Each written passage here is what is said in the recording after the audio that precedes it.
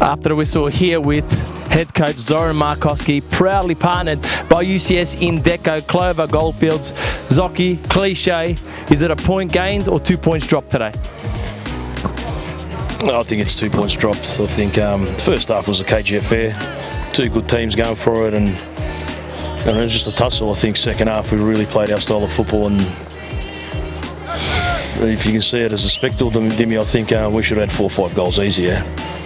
I think Knights didn't really hurt us. I knew they were always going to hurt us from a cross or something if we lose concentration. We lost concentration in the 93rd minute by allowing someone in the box with a free header, and we got punished in it. And to me, it's 2 points lost. Was it about not concentrating in the back, or was it more about not being clinical up front? Because we had a few chances. There were all these little moments where you go, if the right ball is played, or if we're shooting. Yeah, spot on. I think sometimes we had too many touches, and instead of striking the ball, which we did last week against Dandy City, I think we tried to walk it in the second half, and we got in great positions, and hardly forced the keeper to save it. I know with the one Valentini, he stopped it with his legs, but some of the football we played in the second half really opened the Knights up, and it was good to see. But it's 2 points lost, but we'll move on. They're a good footballing team, but Avondale's there as well. Last couple of games, I'm not going to lie, Limo, I feel like this season you've started off a lot stronger than you did last season. You're a really important player in the team, because obviously it's not just about holding it up. You're bringing in a lot more players into the game, I feel, this season than you were last season. What's changed for you during the pre-season? Last year I had a bit of an injury, to be honest, at the start, probably a week before the season started. So I was obviously struggling with that at the start of the year, and just the main thing was getting my body right this year, and I've managed to do that, and I feel as fit as I've ever been. So that's something I've concentrated on. But today I was a bit disappointed with my performance, but it was good today. I would have liked to maybe. You just gotta shoot that. That moment we're all going, shoot, Blimo, shoot. I know, it's a bit like that, isn't it? But what happens when you're in there? Like what happens to your brain? When you get that moment and you go, what causes that hesitation, do you think, from a footballing perspective?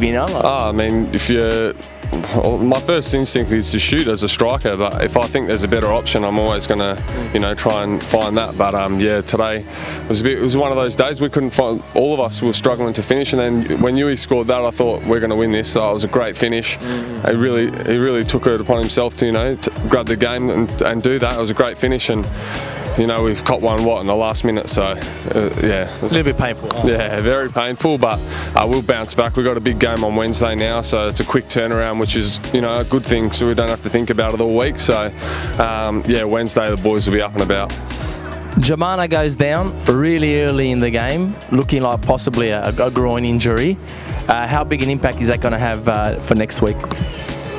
Well, Phil has had 3-4 games in the reserve, and I think Phil's an exceptional leader of the club, and he's a true professional. And I had no hesitation when Jemana got injured, unfortunately, and I feel for the kid. He's been doing really well, and to bring Phil in there for Jemana's position, it was a no-brainer. And Phil did exceptionally well today, and he's only going to improve. And looking forward to see a couple of other boys back in the coming weeks. It was good to see Yite have 45 minutes in the reserves, and that's a pleasing sign. We still got 3-4 out from, I think 3-4 out. It's better than 8 we had at the start of the year plugging holes, and that's the first time we played the same team 2 weeks in a row. And unfortunately, Jemana got injured, and Phil done a great job. This year, obviously, Christian Trzeski, it's a tricky one, came into the squad.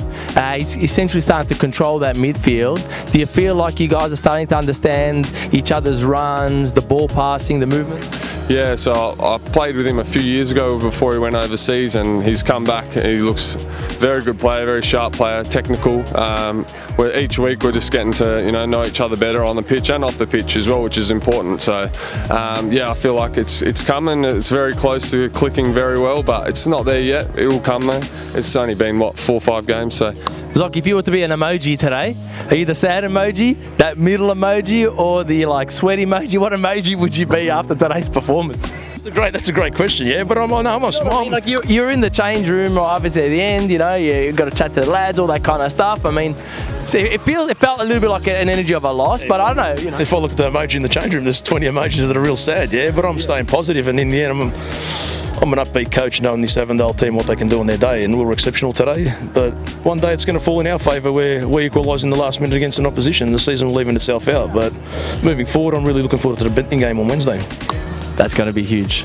Zoki, congratulations again. I mean, it's not a win, it's not a loss, but it's more about the performance, and you can see the team is gelling and it's starting to look really good. Well done. Thanks, Timmy. Appreciate it, mate. Thank you.